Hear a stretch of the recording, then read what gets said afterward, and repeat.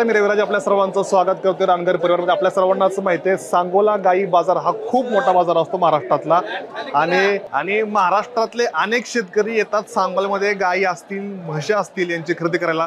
नक्की इथली सिस्टीम आहे समजून। सर नमस्ते। नमस्ते, आपल्याला ओळख सांगा आपली। मी सुनील बबन इंगळे बरं. मंगळवेढा। तुम्ही इथं काय म्हणजे काय करताय कसं? आता मी रिटायर झालो शिक्षण। बर, आता नक्की काय असतं इथं एवढे कशी काय म्हणजे एवढं कसं काय मोठा बाजार असतो? कारण बघतो आम्ही खूप मोठा बाजार आहे। या बाजारामध्ये काय होतं की अतिशय चांगली म्हणजे आणि किंमती त्या लेवल म्हणजे जास्त नाही कमी नाही अशा पद्धतीत विकली जातात। बर, आणि व्यवहार रोखचोक असतो। बर, आता ह्या ज्या काही गाई म्हशी वगैरे इथे येतात ह्या कुठनं येतात साधारणतः? ह्या सगळ्या एवढ्या म्हणजे सोलापूर जिल्ह्यातले जेवढे खेडे बहात्तर म्हणजे जी खेडे सगळे असतील त्यातून येतात। आणि साधारणतः म्हणजे कर्नाटकच्या काय वगैरे आहेत नाही का फक्त इथल्याच फक्त? ना बेंगलोरनं सुद्धा येतात विक्रीसाठी आणतात। व्यापारी काय करतात बेंगलोर सुद्धा आणतात। बर, साधारणतः किती तुम्हाला वाटते वलाडा असेल होत असेल दर ड्रायव्हरचा अंदाज काय का? होय ना? बरं बरं, तर आम्ही काय बघितलंय की आम्हाला महाराष्ट्रामध्ये म्हणतात की ज्या चांगल्या प्रकारच्या क्वालिटीच्या गाय आहेत ह्या चांगलं 100% मिळतात।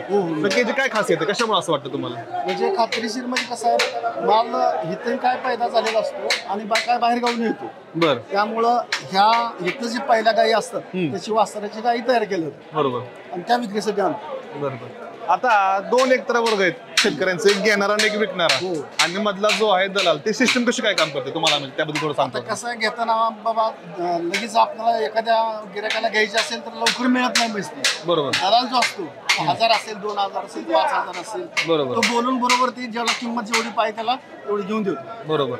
पण समजा एखादी खरेदी विक्रीचा व्यवहार झाला, त्याने सांगितलं बाई 5 लिटर देईल 10 लिटर देईल आणि त्यात जर काय कमी जास्त झालं तर दलालाची भूमिका काय असते का? तसं काय नाही, जे काय ठरवलं तीच। बरोबर।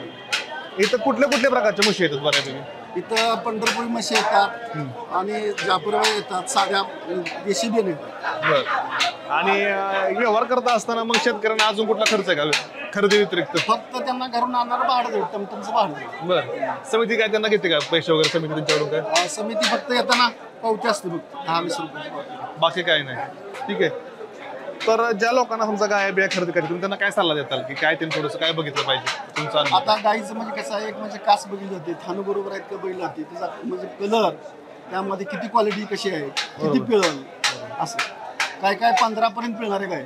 बरोबर, 15 लिटर पर्यंत पिळणार। बरोबर, पंढरपुरी म्हशी आहेत त्या सुद्धा 5-7 लिटर दूध देतात आणि त्याची किंमत कशी आहे 1.5 लाख आहे, 2 लाख आहे, काय 3.5-4 लाखापर्यंत सुद्धा विकतात। बर, मित्रांनो तुम्ही बघू शकता की आपल्याला सर्वांनाच माहिती की सांगोला बाजार हा खूप प्रसिद्ध आहे।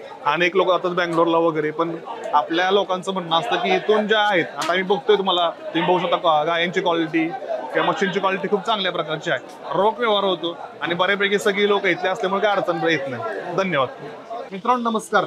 सांगोल्याचा बाजार हा किंवा महाराष्ट्रामध्ये प्रसिद्ध आहे, पण हा जो बाजार आहे हा अतिशय चांगल्या प्रकारचं पार पडण्याचं काम जर करून करते बाजार समिती।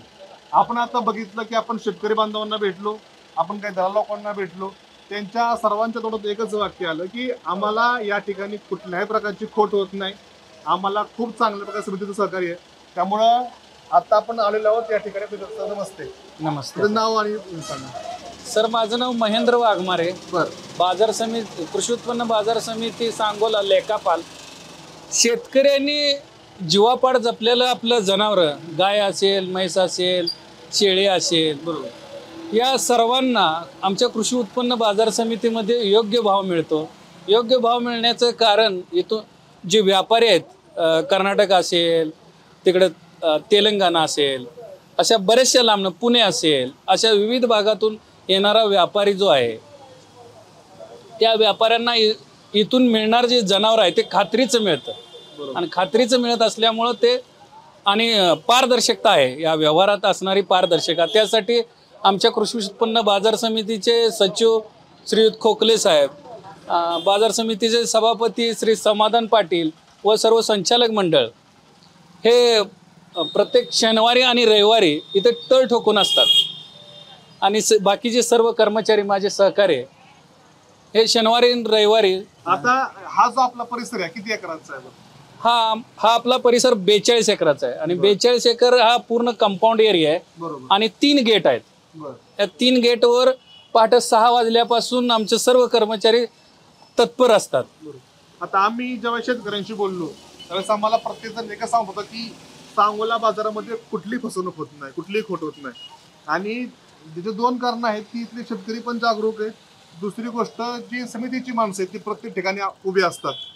हे कसं काय तुम्ही सिस्टम केली? कारण आम्ही एवढा मोठा परिसर अजून तर नाही बघितला, म्हणजे एवढा मोठा बाजाराने ते कसं काय, म्हणजे ह्याचं गमक काय नक्की?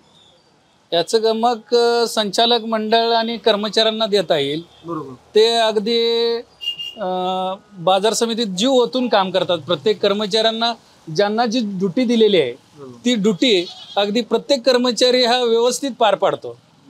आता याच्यामध्ये कुठले बाजार भरतात ते आमच्या ह्याच्यामध्ये? म्हणजे गाई म्हशी अजून कोणतं? गाई, म्हशी, शेळ्या, मेंढ्या, आणि खिलार खोंड बरं. अशा विविध प्रकारचं एक चांगल्या क्वालिटीचं चांगल्या दर्जाचं जनावर जर कोणाला पाहिजे असेल तर या बाजारात मिळू शकतं. असे लोकांची हे आहे. साधारणतः तुमच्या अंदाजे किती जनावरांची इथे खरेदी होत असेल ड्रायव्हरची? आपला अंदाज म्हणून, कारण आम्ही ऐकलं की सगळ्यात मोठा बाजार असतो आपल्या बाजार समितीमध्ये. प्रत्येक रविवारी सरासरी 2.5 ते 3 कोटीची उलाढाल होते असते. बापरे. मित्रांनो बघितलं असेल खूप मोठं सुंदर यांचं नियोजन आहे. आणि मला वाटतं एवढी बंदिस्त असणारी, मला वाटतं खूप कमी बाजार समिती समिती आहे ही. आणि यांचं खूप प्रकारचं चांगलं काम चालतं. यांना खूप साऱ्या शुभेच्छा.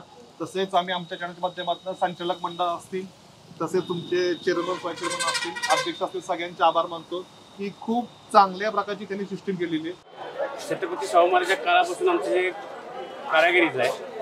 मी कोलाटी डोंबारी समाज, पूर्वीपासून डोंबारी समाज हा शिंग करायचा. त्यापासून आमचे वडील आजा त्यात तिथून मी शिकलो. आता मी 26 वर्षाला शिंग करतो. शिंग करण्याचं महत्त्व म्हणजे काय, जे खपखप शिंग असते शिंग खराब दिसतात म्हशीला. शिंग केल्यानंतर म्हशीला चांगलं रूप येतं. आणि एखाद्या व्यापाऱ्याने घेतलं शेतकऱ्याकडनं त्याला 1000-2000 एखादा नफा मिळतो.